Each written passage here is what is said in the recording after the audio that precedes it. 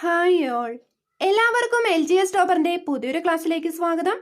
ഇന്നത്തെ ക്ലാസ്സിൽ നമ്മൾ നടത്താൻ പോകുന്നത് ഒരു ടോപ്പിക് വൈസ് മോക്ക് ടെസ്റ്റ് ആണ്.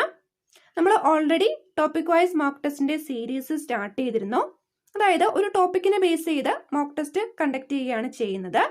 ഇന്നത്തെ ടോപ്പിക് എന്ന് പറയുന്നത് ജനറൽ സയൻസ് ആണ്. ഈ topic wise mock test series എന്ന് പറയുന്നത് എല്ലാവർക്കും ഒരുപോലെ ഉപയോഗപ്പെടുന്ന ഒരു സെക്ഷനാണ്. കാരണം ഇപ്പൊ പഠിച്ചു തുടങ്ങിയ വ്യക്തിയാണെങ്കിൽ ആ ഒരു ടോപ്പിക്കിനെ കുറിച്ച് എങ്ങനെ പഠിക്കണം, എത്രത്തോളം പഠിക്കണം, ആ ഒരു ബോധ്യം ഉണ്ടാകാനായിട്ട് ഇത്തരം മോക്ക് ടെസ്റ്റിലൂടെ കടന്നു പോകുന്നത് നല്ലതായിരിക്കും. ഇനി രണ്ടാമത്തെ വ്യക്തികൾ പഠിച്ചു കഴിഞ്ഞ വ്യക്തികളാണെങ്കിൽ അവർക്കൊരു റിവിഷൻ നടത്താൻ വേണ്ടി ഈ ഒരു മോക്ക് ടെസ്റ്റിനെ ഉപയോഗപ്പെടുത്താം. ഇനി മൂന്നാമത്തെ കുറച്ച് ആൾക്കാരുണ്ട്, അവർക്ക് ഓരോ ടോപ്പിക്സും പഠിക്കാനായിട്ട് ഒരുപാട് ടൈം ഒന്നും കിട്ടുന്നുണ്ടാവില്ല. അങ്ങനെയുള്ള ആളുകൾക്ക് ഒരു ടോപ്പിക്കിനെ ബേസ് ചെയ്ത് ഒരുപാട് ക്വസ്റ്റ്യൻസ് വർക്കൗട്ട് ചെയ്യുകയാണെങ്കിൽ ആ ഒരു ടോപ്പിക് അവർക്ക് കവർ ചെയ്യാൻ സാധിക്കുന്നതായിരിക്കും. അപ്പം എല്ലാവർക്കും ഉപയോഗപ്രദമാകുമെന്ന് വിചാരിക്കുന്നു. നിങ്ങൾക്ക് യൂസ്ഫുൾ ആയി തോന്നുന്നുണ്ടെങ്കിൽ നിങ്ങളുടെ കമൻസ് അറിയിക്കാൻ മറക്കരുത്. അപ്പോൾ നമുക്ക് ഇന്നത്തെ മോക്ക് ടെസ്റ്റ് സ്റ്റാർട്ട് ചെയ്യാം. നിങ്ങൾക്ക് എത്ര മാർക്ക് കിട്ടിയെന്നുള്ളത് കമൻറ്റ് ചെയ്യാനും മറക്കരുത്. ജനറൽ സയൻസുമായി ബന്ധപ്പെട്ട് നമ്മൾ ചെയ്തിട്ടുള്ള എല്ലാ ക്ലാസ്സുകളുടെയും ലിങ്ക് താഴെ ഡിസ്ക്രിപ്ഷൻ ബോക്സിൽ കൊടുത്തേക്കാം. അത് നിങ്ങൾക്ക് കാണാവുന്നതാണ്. മോക്ക് ടെസ്റ്റ് സ്റ്റാർട്ട് ചെയ്യാം. ആദ്യത്തെ ചോദ്യം, ആധുനിക വൈദ്യശാസ്ത്രത്തിന്റെ പിതാവ്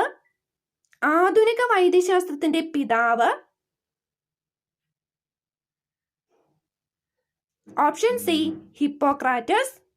രണ്ടാമത്തെ ചോദ്യം, കോശത്തിലെ ജനിതക വസ്തു ഏതാണ്?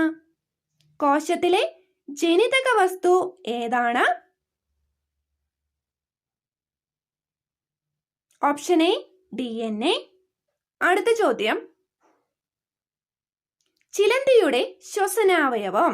താഴെ പറയുന്നവയിൽ ചിലന്തിയുടെ ശ്വസനാവയവം ഏതാണ്?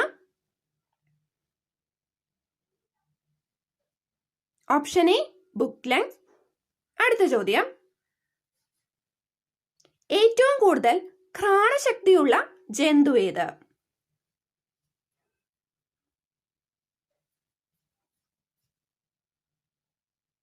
ഓപ്ഷൻ ബി സ്രാവ്.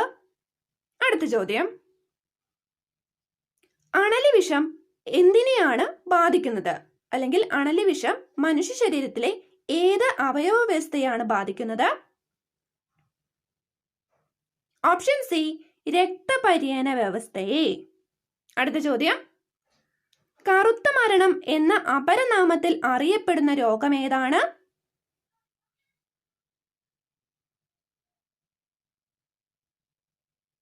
കറുത്ത മരണം എന്നറിയപ്പെടുന്ന രോഗമാണ് പ്ലേഗ്. അടുത്ത ചോദ്യം, സൂര്യപ്രകാശത്തിലെ അൾട്രാവയലറ്റ് കിരണങ്ങളുടെ പ്രവർത്തനത്താൽ മനുഷ്യന്റെ ത്വക്ക് ഉൽപ്പാദിപ്പിക്കുന്ന വിറ്റാമിൻ ഏതാണ്? Option D vitamin D. മനുഷ്യ ശരീരത്തിൽ എവിടെയാണ് യൂറിയ ഉൽപ്പാദിപ്പിക്കുന്നത്?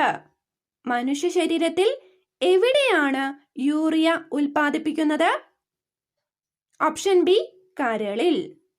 അടുത്ത ചോദ്യം, ഒരു ഗ്രാം കൊഴുപ്പിൽ എത്ര കലോറി ഊർജം അടങ്ങിയിരിക്കുന്നു?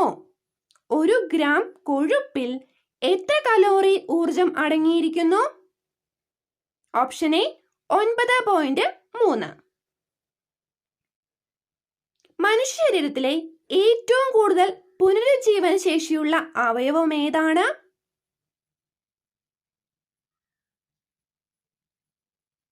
ഓപ്ഷൻ ഡി കരൾ. താഴെ കൊടുത്തിരിക്കുന്നവയിൽ ഏതിൽ നിന്നാണ് പ്രോട്ടീൻ ലഭ്യമല്ലാത്തത്?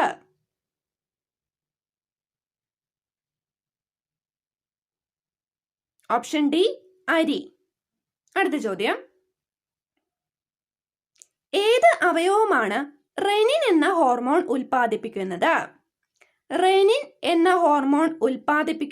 അവയവമാണ് ഓപ്ഷൻ ബി വൃക്ക. ഗ്ലൈക്കോജൻ പ്രധാനമായും സംഭരിച്ചിരിക്കുന്നത് എവിടെയാണ്?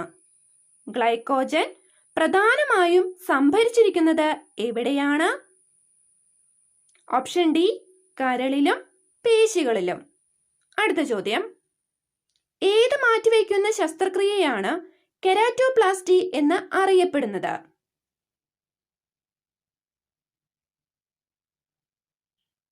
Option A cornea. പോളിയോയ്ക്ക് എതിരെയുള്ള ആദ്യത്തെ ഫലപ്രദമായ വാക്സിൻ കണ്ടുപിടിച്ചത് ആരാണ്?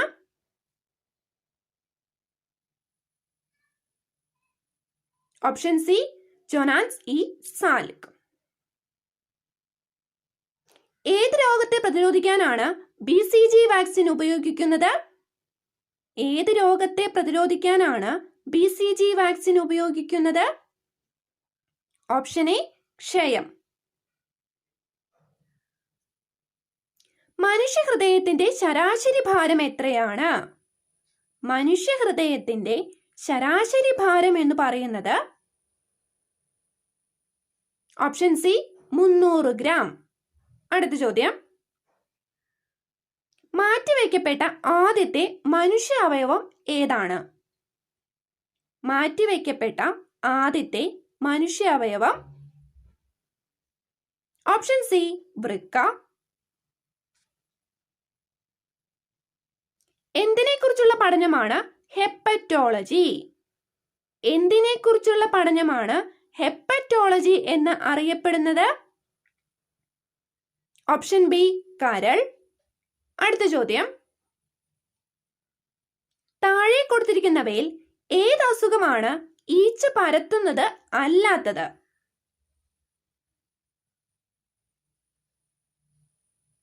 ഓപ്ഷൻ സി ഡെങ്കിപ്പനി.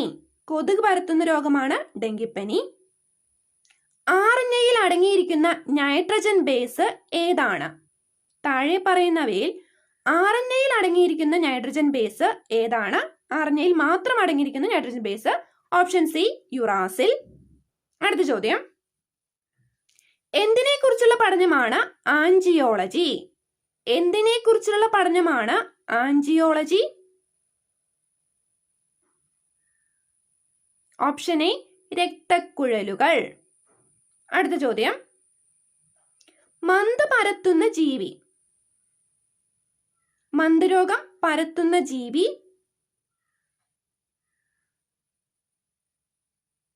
ഓപ്ഷൻ എ ക്യൂലെക്സ് കൊതുകുകൾ. ഏറ്റവും വലിയ കണ്ണുള്ള ജീവി ഏതാണ്? ഏറ്റവും വലിയ കണ്ണുള്ള ജീവി ഓപ്ഷൻ ഡി ഭീമൻ കണവ. ആന്ത്രാക്സിന് കാരണമായ ജീവി അല്ലെങ്കിൽ ആന്ത്രാക്സിന് കാരണമായ സൂക്ഷ്മജീവി ഏതാണ്? Option B bacteria. അടുത്ത ചോദ്യം, പക്ഷികളുടെ ഹൃദയത്തിലെ അറകളുടെ എണ്ണം എത്ര? പക്ഷികളുടെ ഹൃദയത്തിലെ അറകളുടെ എണ്ണം ഓപ്ഷൻ സി 4. അടുത്ത ചോദ്യം,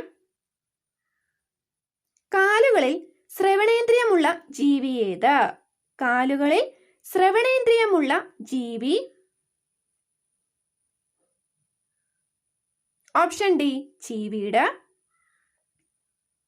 അടുത്ത ചോദ്യം, മണ്ണിരയുടെ വിസർജനാവയവം എന്താണ്? മണ്ണിരയുടെ വിസർജനാവയവം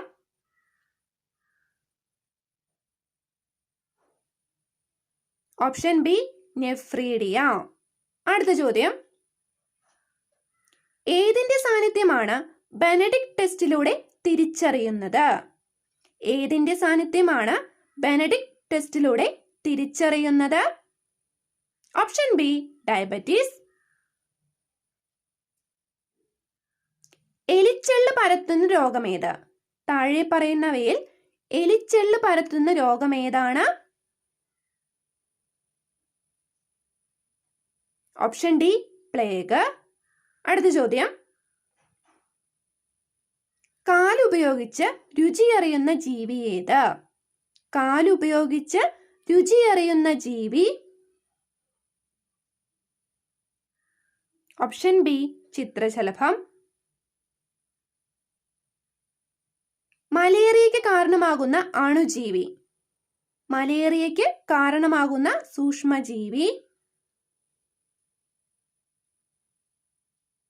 ഓപ്ഷൻ എ പ്ലാസ്മോഡിയം. മത്സ്യങ്ങളെക്കുറിച്ചുള്ള പഠനം അറിയപ്പെടുന്നത് study of fish.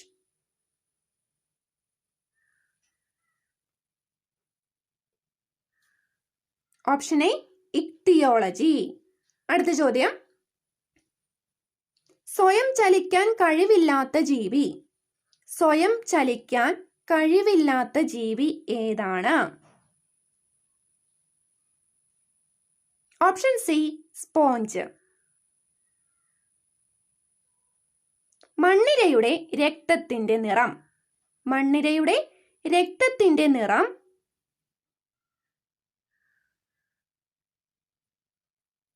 Option C ചുവപ്പ്. അടുത്ത ചോദ്യം, മൂർഖന്റെ വിഷം ഏതിനെയാണ് ബാധിക്കുന്നത്? മനുഷ്യ ശരീരത്തിലെ ഏത് അവയവ വ്യവസ്ഥയെയാണ് മൂർഖന്റെ വിഷം ബാധിക്കുന്നത്?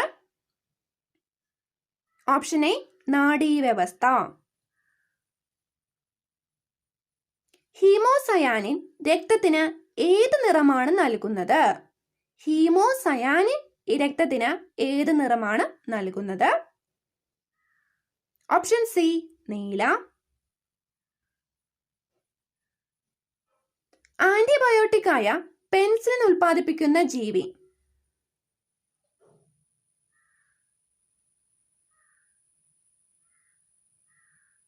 Option B fungus.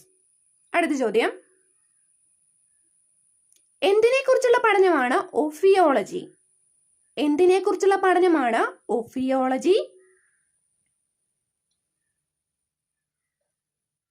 Option A പാമ്പുകൾ. അടുത്ത ചോദ്യം, മുട്ടുചിരട്ടയുടെ ശാസ്ത്രീയ നാമം. മുട്ടുചിരട്ടയുടെ ശാസ്ത്രീയ നാമം.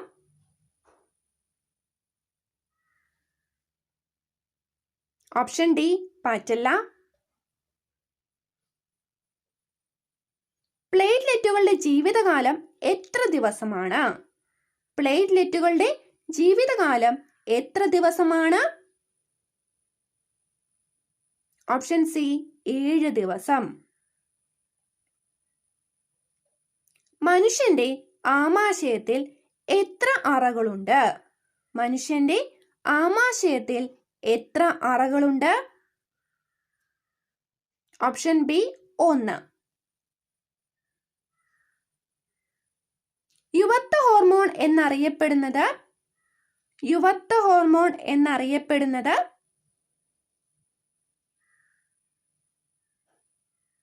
Option C thymosin. അടുത്ത ചോദ്യം, ഏറ്റവും മെച്ചപ്പെട്ടത് നിലനിൽക്കും എന്ന സിദ്ധാന്തത്തിന്റെ ഉപജ്ഞാതാവ്? Survival of fittest. Option D Darwin. അടുത്ത ചോദ്യം, മനുഷ്യന്റെ പേശികളിൽ എത്ര ശതമാനം ജലമുണ്ട്? മനുഷ്യന്റെ പേശികളിൽ എത്ര ശതമാനം ജലമുണ്ട്? Option D 75%. വൃക്കയുടെ സമീപം സ്ഥിതി ചെയ്യുന്ന ഗ്രന്ഥി ഏത്? വൃക്കയുടെ സമീപം സ്ഥിതി ചെയ്യുന്ന ഗ്രന്ഥി? ഓപ്ഷൻ എ അഡ്രിനാൽ ഗ്രന്ഥി. മനുഷ്യന്റെ ഒരു വൃക്കയുടെ ശരാശരി ഭാരം എത്ര ഗ്രാമാണ്? മനുഷ്യന്റെ ഒരു വൃക്കയുടെ ശരാശരി ഭാരം? Option A 150 gram. ഏത് അവയവം നീക്കം ചെയ്യുന്ന പ്രക്രിയയാണ് ഹിസ്റ്ററക്ടമി? ഏത് അവയവം നീക്കം ചെയ്യുന്ന പ്രക്രിയയാണ് ഹിസ്റ്ററക്ടമി? ഓപ്ഷൻ സി ഗർഭപാത്രം. ചെറു മസ്തിഷ്കം അല്ലെങ്കിൽ മിനി ബ്രെയിൻ, ലിറ്റിൽ ബ്രെയിൻ എന്നൊക്കെ അറിയപ്പെടുന്നത്?